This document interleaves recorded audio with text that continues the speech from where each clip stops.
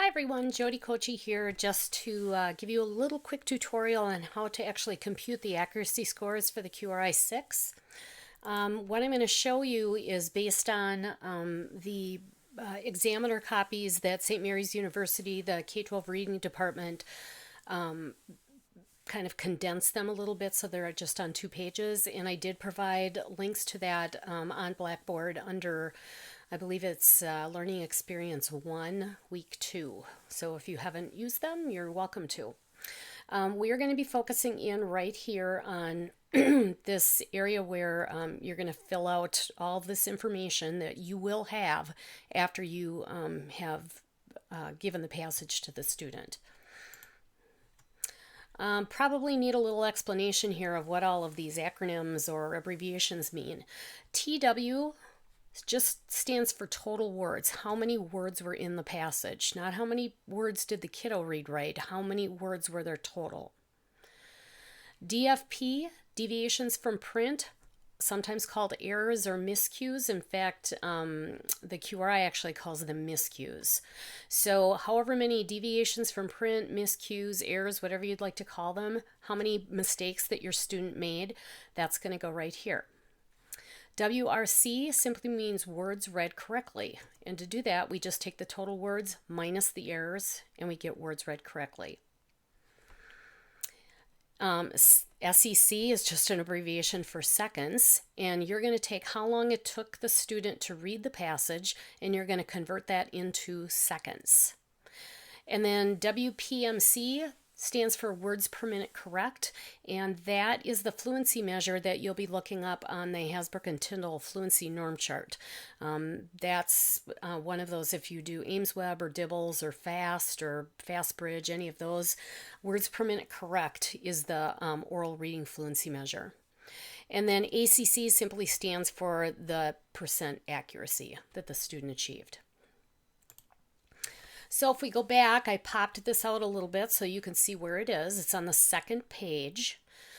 This is the first page with the concept questions. Second page is where you're going to fill this in on accuracy, and then down here is comprehension, and that's pretty easy to compute. Okay, so we're going to use the example of Johnny. And after we went and scored all the errors or miscues or deviations from print that he made, we timed Johnny, and it took him 2 minutes and 35 seconds to read the Lucky Cricket, and he made 32 deviations from print.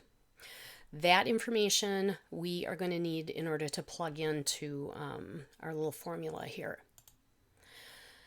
To find the total words, you just have to go back to the first page, and right underneath the title is how many words. They've already counted it up for you. So we've added our total words here.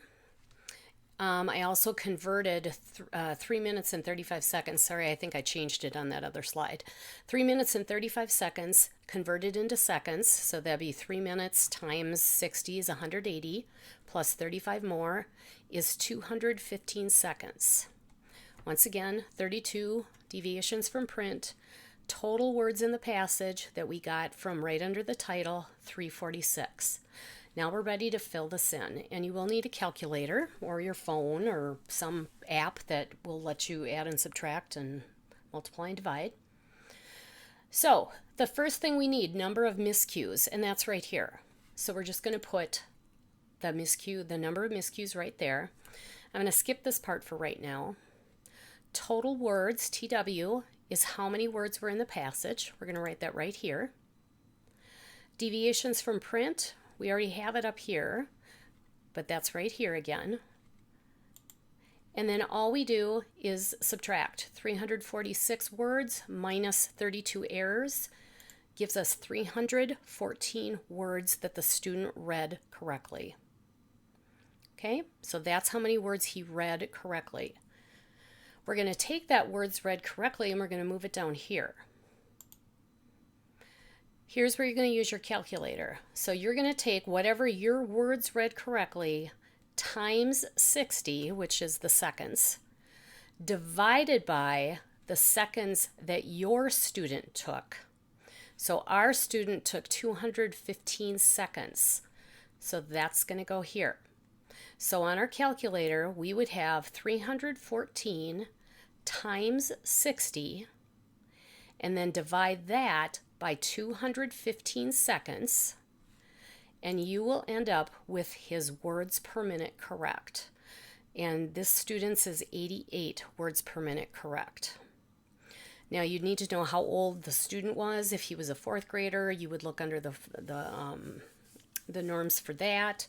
You could also, if you watched the fluency presentation, you could also look at where 88 words per minute correct is in the 50th percentile, and that will kind of give you, he's reading as fast as a second grader or whatever it is. And then the last thing we have to compute is accuracy. So you've got all the data again. So you're going to take that word thread correctly one more time, and you're going to divide it by the total number of words, and that is going to give you an accuracy percentage. And accuracy with this student is 91%. Here's where things get a little complicated. The K-12 reading program at St. Mary's has a little bit different criteria for what would be considered instructional and frustration and independent. And the QRI cheat sheet that I included on an earlier, I believe it's in lesson or week 2 also, we set our criteria a little bit higher because we think as kids get older especially, they shouldn't be able to miss 10 out of 100 words and have that be at their instructional level. But you'll see here that the QRI itself, if you take 32 miscues, that falls into here, and they have it as the instructional level. 91%, according to the cheat sheet that I gave you, would be frustration level. So my recommendation is take whichever one you feel is most appropriate and then just use it consistently. So once again, it's actually, once you know what these acronyms are for, it's actually pretty easy. You just need to have how long it took the kiddo to read, how many errors they made, and then how many words are in the passage. And you should be able to compute all of this information. I hope that helped. Thanks for watching.